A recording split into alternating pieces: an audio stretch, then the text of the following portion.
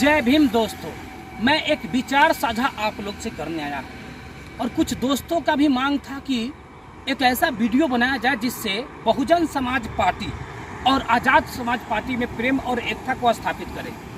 लेकिन मैं सभी दोस्तों से एक निवेदन करना चाहता हूँ कि अगर बहन मायावती जी में और भैया चंद्रशेखर आज़ाद में अगर प्रेम एकता को स्थापित किया जाए तो मेरा विचार है यह भारत का शासन व्यवस्था आपका, मेरा, हम सब का होगा, गरीबों का होगा, मजदूर का होगा, किसान का होगा और बेसहारा महिला का होगा, माँ बहनों का होगा, विद्यार्थियों का होगा।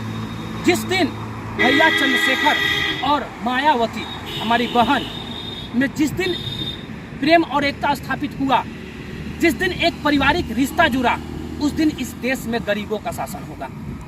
लेकिन आखिर यह होगा कैसे होगा? हम लोग आपस में बटे रहे। कोई कहता है हम बहुजन समाज पार्टी के लोग हैं, कोई कहता है हम आज़ाद समाज पार्टी के लोग हैं, कोई कहता है हम बाबा साहेब के लोग हैं। हम लोग जब तक आपस में मिलेंगे नहीं तब तक क्या शासन पे कभी कब्जा हो सकता है? कभी नहीं हो सकता। हम सोच भी नहीं सकते हैं। इसलिए हम सब लोगों की जिम्मेवारी बनता है, जब परिवार के बड़े सदस्य अगर नाराज होते हैं ना तो छोटे सदस्य चाहेंगे तो उसको मिला सकते हैं।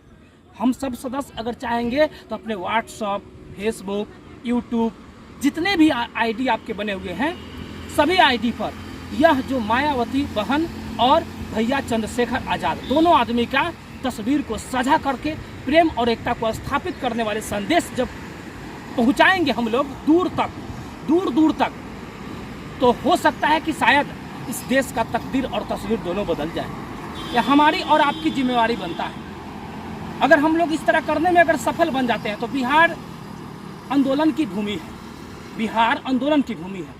यहाँ से ही हमारे देश के आंदोलन शुरू होगा और आज़ाद समाज पार्टी और बहुजन समाज पार्टी में प्रेम और एकता स्थापित होंगे।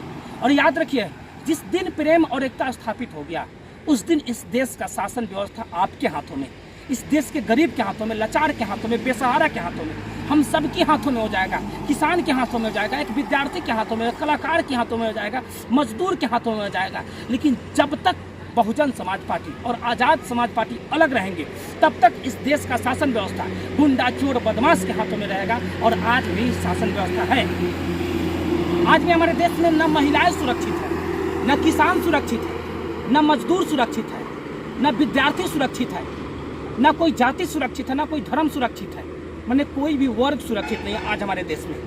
कहीं जातीय दंगा हो रहा है तो कहीं धर्म के नाम पे दंगा हो रहा है, कहीं तो भाषा के नाम पे दंगा हो रहा है, कहीं कुछ हो रहा है, कहीं कुछ हो रहा है। तो सोच लीजिए, प्रेम और एकता को स्थापित करना है तो बहुजन समाज पार्टी और आज़ाद समाज पार्टी को एक प्लेटफॉर्म पर आना होगा, तब जाकर इस देश की शासन व्यवस्था गरीबों का शासन व्यवस्था होगा। अन्यथा यहाँ पर अंग्रेज शासन किया, राजा महाराजा शासन किए।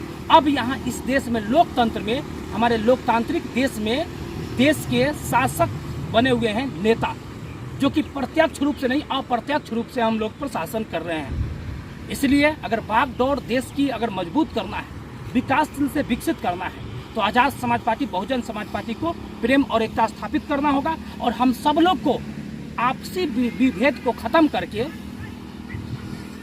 ऐसे कार्य करना होगा जिससे प्रेम और एकता स्थापित हो सके और बहन मायावती और भाई चंद्रशेखर आज़ाद में पार्टी गठबंधन हो और आत्मिक गठबंधन हो और यह गठबंधन देश के शासन और तकदीर और तस्वीर दोनों बदल दे।